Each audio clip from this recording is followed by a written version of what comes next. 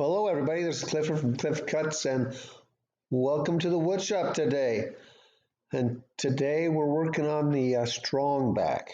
Before we get to that, let me apologize because I got a little time lapse happy for this project. So a good portion of it's has no words to it, so that's why I'm doing a voiceover for it.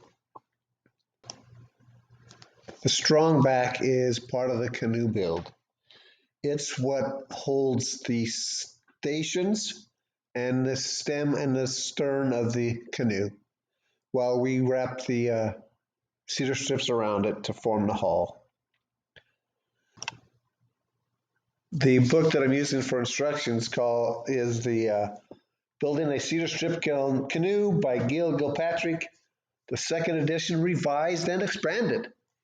I found it on Amazon, and I've had it for quite a while, just waiting for the opportunity. And once I got that big cedar log, I knew it was time.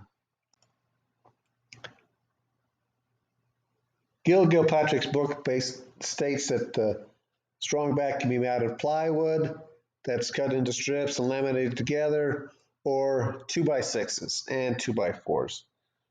Well, since plywood was so high, I went with the 2x6 method. And they warned in the book that it could warp on you, so you got to be diligent about it. And in fact, it did. The 2x6s I had in the shop had been here for a while, which I thought, okay, they're stable. So I milled them down. And as soon as I milled them down and let them sit for a day, they warped on me. So I had to go buy some fresh kiln dried lumber, and it worked out that way.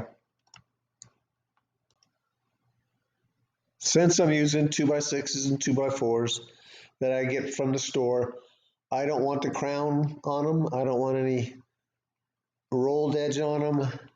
And I mill them just like I do any piece of wood that I get into the shop.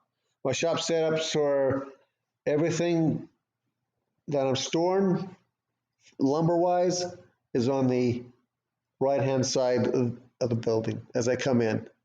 In other words, you go through the big door, your lumber storage there. On that wall, I have my miter saws. I cut my 2x6s to length, trimmed anything off the edges, then made sure that all the pieces were the right length that I needed. And then I went to the planer. I planed them all to the right height that I wanted. And if I found any that I couldn't get that had a bow in them, I put them on the joiner. Got one side flat, no bow, and then I could run that through the planer to make sure everything was the same height. And that's pretty much what you see me doing here in the film, or the video. One thing about the strongback is it's long. By the end of the canoe build, by the time I add the stern onto it, it's 18.5 feet long. And in this video, it's a little over 17, but I'll add later.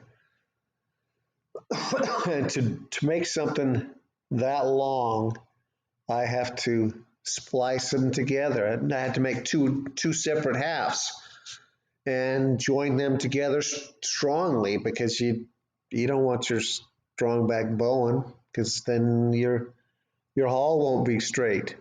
I join the two halves together, and I'm covering them up with plywood. I use clamps to make sure everything is jointed just right, and I screw many screws in, and I make sure there's no bowing of the strongback, and it turned out pretty well. It was Christmas time when I was building the strongback, and my sister called, and one thing led to another, and I had to do a big old explanation, and so I sent her some videos on the phone, and this is what you're hearing here.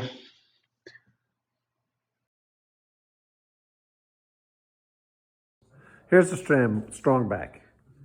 It's upside down right now. You can tell that these aren't on there, but they're just for you. They're going to be wheels on here. So when it's upside down, when it's right side up, I can move it around to get stuff in and out of the workshop. It's like 17 feet long, and then I'll put some forms on top of it to string the cedar across. And here's the cedar. It's been kiln dried. We planted it the other day. Okay, there you go. Before this video gets too big for you to see. Here's an update. They were about 6 inches too tall, so I had to cut everything down. But here we are.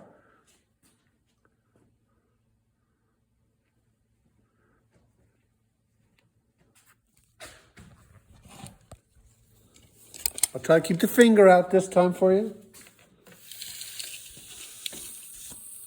Use a long enough tape measure. 17 feet 1 inch. It says you can have your strong back up to 2 feet less than what you're making. So I think we got it. See you later. And Merry Christmas from the past.